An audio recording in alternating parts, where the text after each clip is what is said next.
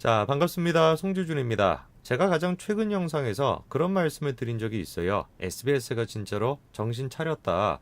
이 지금 뉴스가 나오는 걸 보니까 문재인 정권의 문제점에 대해 가지고 어떤 방송사보다도 지금 제대로 방송을 하고 있고 원정과 관련돼서도 심도 깊게 보도를 하니까 정말로 SBS가 정신을 차렸다. 그렇게 제가 말씀드리지 않았습니까? 그런데 웬걸 뉴스 지금 기자분들은 정신을 차리신 것 같은데 예능국이 됐건 방송국이 됐건 그리고 또 드라마 담당자가 됐건 이런 사람들은 지금 아직까지도 정신을 못 차린 것 같습니다. 여러분도 잘 아시는 것처럼 중국에 의해서 어마어마한 지금 심각한 역사 왜곡이 벌어지고 있지 않습니까?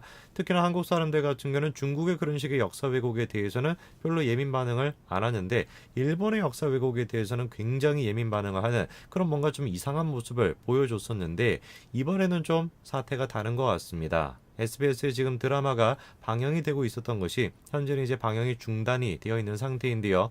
조선구마사라고 하는 드라마인데 그 드라마에서 엄청난 역사 왜곡이 있었고 그 역사 왜곡은 일본에 의한 역사 왜곡이 아니라 정말로 친중국적으로 만들어진 역사 왜곡이었습니다.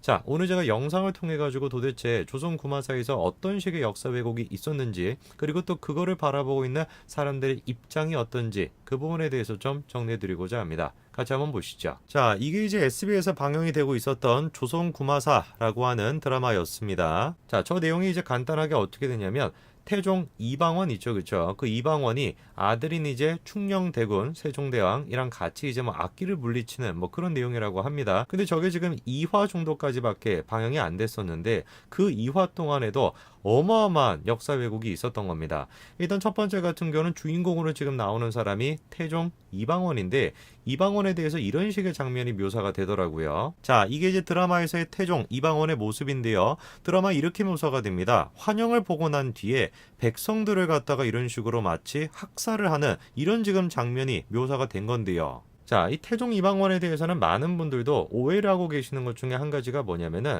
아무래도 이제 그 태종 이방원이 왕이 되는 과정 자체가 순탄치가 못했었죠, 그렇죠? 뭐 왕자의 난 뭐 이런 거를 통해 가지고 왕이 되다 보니까 아무래도 많은 분들이 좀 착각하시는 것이 야, 이방원 같은 경우는 무예 실력이 굉장히 뛰어났을 것이다. 그리고 굉장히 좀 성격 자체가 포악한 사람이었을 거다. 이렇게 이제 좀 착각을 하시는 경우가 있는데 실제로는 그렇지가 않았습니다. 태조 이성계의 아들들 가운데서 유일한 문과 합격자가 바로 태종 이방원이었고요. 그리고 왕이 되고 나서도 백성들에게 그렇게 포악한 그런 이제 모습을 보여주기는커녕 오히려 좀 성군에 가까운 그런 이제 왕이 태종 이방원이었습니다. 뭐 좋다 이겁니다. 태종 이방원에 대해 가지고 또 많은 사람도 오해하고 있으니까 저런 식으로 잘못 뭐 각색이 됐다. 뭐 이 정도로 이제 우리가 생각할 수가 있는데 문제가 여기서 끝났던 게 아니죠. 자, 가장 이제 문제가 됐던 게 바로 요 장면입니다. 지금 이제 막 음식들이 쭉 나와 있는 그런 장면인데 저 장면이 왜 가장 논란이 됐냐면은 저 장면이 지금 배경이 어떻게 되는 거냐면 충녕대군 바로 이제 세종대왕이죠, 그렇죠?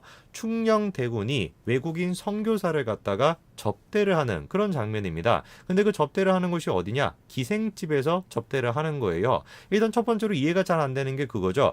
충녕대군, 세종대왕이 대한민국 국민들에게 어떤 존재인지 모르는 사람이 누가 있습니까? 사실상 뭐 위인 중에서 위인이다 이렇게 여겨지는 사람이 세종대왕, 충녕대군 아닙니까? 근데 그 충녕대군이 다른 데도 아니고 기생집에 데려가가지고 접대를 했다라는 것부터 일단 말이 좀 안 되는 거죠. 그리고 이제 두 번째 같은 경우는 나와 있는 음식들이 어떤 음식들이었냐면은 자, 이런 식의 지금 음식들이 나온 건데 첫 번째가 지금 중국 월병이 나오고요. 그리고 또 중국 음식인 피단이 이렇게 이제 상위에 올라가 있었던 겁니다. 뿐만 아니라 지적이 되고 있는 게 술 같은 경우도 지금 지적이 되고 있는데 항아리에 지금 담아가지고 저런 식으로 술을 마시는데요. 그래서 술 같은 경우도 마찬가지인 것인데 조선시대 이제 술을 마실 때 막 항아리 같은 걸 크게 두고 이렇게 막 퍼가지고 마시는 그런 문화가 별로 없지 않습니까? 바로 이제 그 뭐 이렇게 따라가지고 마시는 그런 형태인 것인데 저것 또한 마찬가지로 중국 문화를 반영한 거다 이런 지금 지적이 있는 것이죠. 더 웃긴 게 뭔지 아십니까? 저런 식의 논란에 대해 가지고 제작진에서 공식적으로 해명을 했는데 그 해명이 더 웃깁니다. 자, 지금 이제 보시게 되면은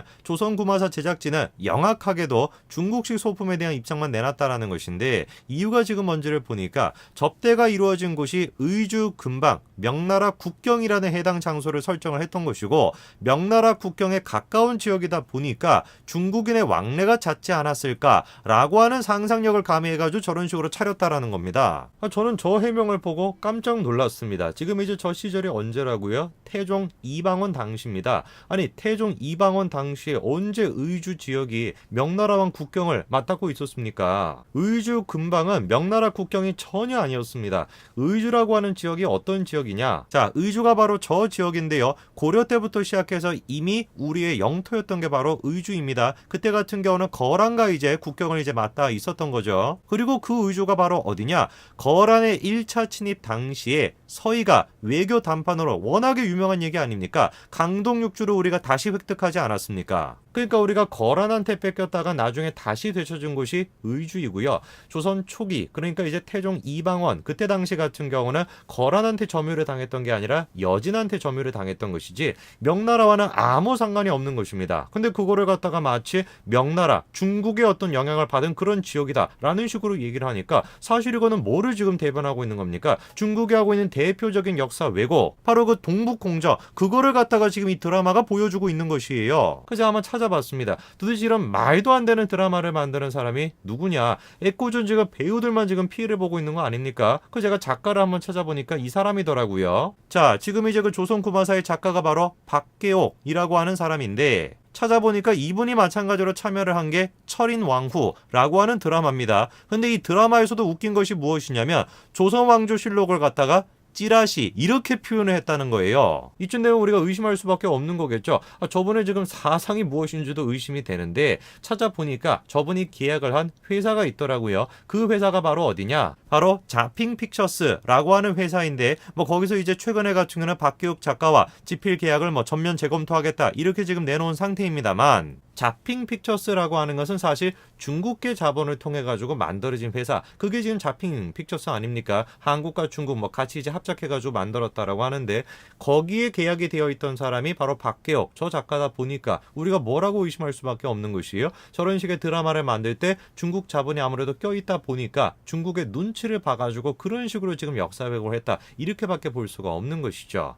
물론 맞는 말입니다. 드라마는 드라마일 뿐인 것이다. 각색이 돼 있는 것이다. 맞는 말이에요. 그런데 그 드라마를 각색을 할 때 쓰고 있는 주인공 자체가 누가 보든지가 아니라 대놓고 그냥 태종 이방원 그리고 충녕대군 이런 식으로 지금 다 써놓은 상태인데 최소한의 어떤 역사적 사실을 기반으로 해가지고 만들어야 되는 거 아니겠습니까? 그리고 사실 이런 식으로 중국 자본이 대한민국의 드라마에 영향을 주고 있는 건 하루 이틀의 일이 아니죠. 그렇죠? 제가 나중에 또 영상을 통해 가지고 또 다른 중국 자본이 지금 들어와 있는 경우를 말씀을 드리겠습니다만 여기서 굉장히 좀 재미난 거 한 가지가 있어요. 아까 전에 제가 초반에 그런 말씀을 드리지 않았습니까?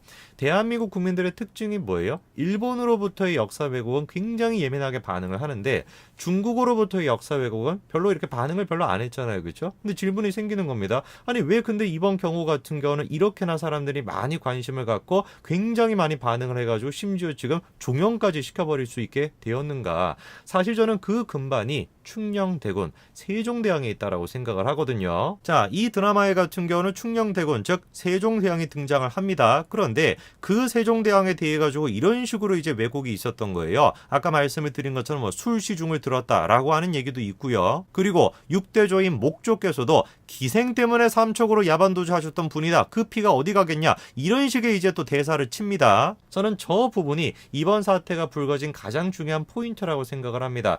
왜냐하면은 중국으로부터의 역사 왜곡, 그건 하루 이틀 있었던 것이 아니에요. 제가 다음 영상으로도 말씀을 드리겠습니다만 계속해가지고 논란이 있었는데 이거만큼 심하지는 않았습니다. 그런데 이번 같은 경우는 그냥 청원까지 등장하고 난리가 났는데 그 배경이 무엇이냐? 감히 니들이 충녕대군, 세종대왕까지 건드렸냐? 거기에 포인트가 있다라고 봅니다. 자, 여러분들은 혹시 충녕대군, 세종대왕에 대해 가지고 어떤 생각을 갖고 계시는지는 모르겠습니다만 사실 세종대왕이라고 하는 존재가 대한민국에서 어마어마한 위인인 것처럼 그렇게 되어 있지만 어느 정도 포장이 되어 있는 것도 사실입니다. 아무래도 이 세종대왕에 대한 얘기를 하다 보면은 끝도 없이 우리가 얘기를 해야 되는 것인데 노비와 관련된 문제도 있고요. 불교 탄압과 관련된 문제도 있고 그리고 또 이제 한글 창제를 했던 기본적인 원인이 무엇이냐 그 성리학에 대해 가지고 또 어떤 관점을 가지고 있었냐 여러 가지 얘기를 우리가 또 할 수 있는데 그건 제가 또 다른 영상으로 한번 다루도록 하겠습니다. 자, 어쨌거나 저쨌거나 이번에 이제 조선구마사라고 하는 드라마를 통해 가지고 해가지고 그래도 한 가지 좀 중요한 터닝 포인트는 된 것 같습니다. 계속해가지고 중국으로 인해가지고 우리가 역사 왜곡이 심각하게 이루어지고 있었는데 그거에 대해서 많은 국민들이 그래도 환기할 수 있는 좋은 계기가 된 거 아닌가 싶습니다. SBS 드라마를 제작하시는 분들은 제발 좀 정신 차리시기 바랍니다. 일본의 역사 왜곡 그것만 우리가 신경 써야 되는 것이 아니라 사실 더 심각하게 현재 이 순간에도 벌어지고 있는 건 중국으로부터의 역사 왜곡이라는 거 그 점을 좀 알고 계시기 바랍니다. 여기까지 말씀드리겠습니다. 감사합니다.